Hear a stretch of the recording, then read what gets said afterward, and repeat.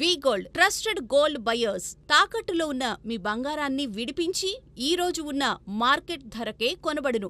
Contact number 9999954567.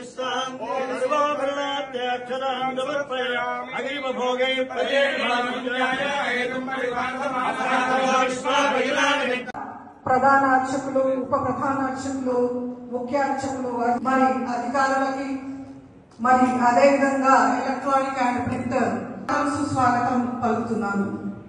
Shri Rajarajeshwara వేద అవగాహన దేశవ్యాప్తంగా మొట్టమొదటిసారిగా నిర్వహిస్తున్న శ్రీ పార్వతి రాజరాజ ఛార్జ్ తీసుకున్నాను.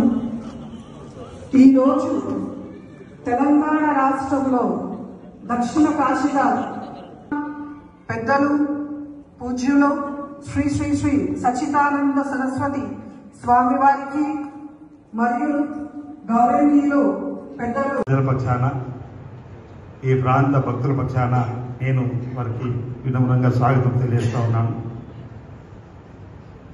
ఈరోజు ఒక సుదినంగా భావిస్తూ ఉన్నాను. నేను ప్రధానంగా ఇప్పుడే ఈవో గారు కొన్ని అంశాలను చెప్పడం జరిగింది. ప్రధానంగా ఈ వేద పరీక్షలు అఖిల భారత స్థాయిలో వేద పండితులకు సంబంధించినటువంటి విద్యార్థులకు పరీక్షలు నిర్వహించాలని చెప్పినటువంటి ఆలోచన వచ్చిన క్రమంలో అది తెలంగాణకు రావడం, తెలంగాణలో కూడా దక్షిణ కాశీగా పేరు కాల్చినటువంటి వేములవాడ శ్రీ రాజరాజేశ్వర స్వామి ఆలయంలో ఈ 3వ తారీఖు నుంచి 5వ తారీఖు వరకు నిర్వహించాలని చెప్పిన ఆలోచన తలంపు గౌరవ రాష్ట్ర ముఖ్యమంత్రి శ్రీ రేవంత్ రెడ్డి గారు, దేవాదాయ శాఖ మంత్రి సురేఖ మేడం గారికి కూడా ఈ సందర్భంగా ధన్యవాదాలు తెలియజేస్తుంది.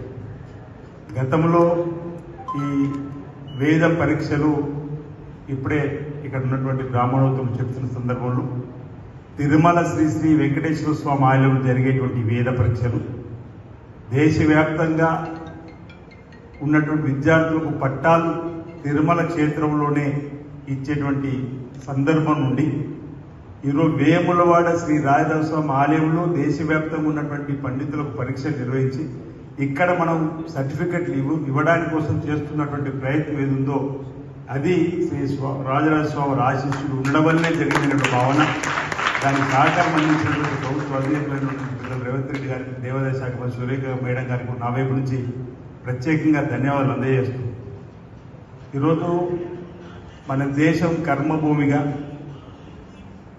మన సనాతన ధర్మాన్ని, మన సంస్కృతిని కాపాడుకుంటూ ముందుకు పోతున్న సందర్భంలో అనేక దేవాలయాలు కూడా భక్తులు కిటకిటలాడుతున్న సందర్భంలో శ్రీ శ్రీ శ్రీ సచ్చిదానంద స్వామి లాంటి గురువులు అనేక మంది లోక కళ్యాణం జరగాలని చెప్పని ఆయా ఆశ్రమాల్లో చేసే ప్రతినిత్యం పూజా కార్యక్రమాలు కానీ ఈరోజు వేణు రాజన్న ఆలయంలో కూడా వారి అభిషేకం చేసినప్పుడు నేను అనుకుంటున్న లోక కళ్యాణం జరగాలి, ప్రజలందరూ బాగుండాలి, సుఖశాంతులు ఉండాలని చెప్పని వేడుకునేటువంటి సందర్భాలు మన దేశంలో అందరూ కూడా ప్రతి ఒక్కరు కూడా సుఖమయ జీవితంతో, ఆనందమయ జీవితంతో అశ్వంతో ముందుకు సాగే విధంగా సకాలం చక్కటి వర్షాలు బ్రహ్మాండంగా పడేలా సోదర భావంతో, భక్తి భావంతో ముందుకు పోయేటువంటి కార్యక్రమాలు ప్రపంచానికి ఈరోజు మన భారతదేశము ఒక ముఖద్వారం అయినటువంటి సందర్భంలో మన హైందవ సంస్కృతిలో ఉన్నటువంటి ఈ వేదాలు కానీ ఇతరత్ర కూడా ఇతర దేశాల్లో కూడా పఠించే స్థాయికి ఈరోజు మనం తీసుకొని పోయినటువంటి సందర్భం.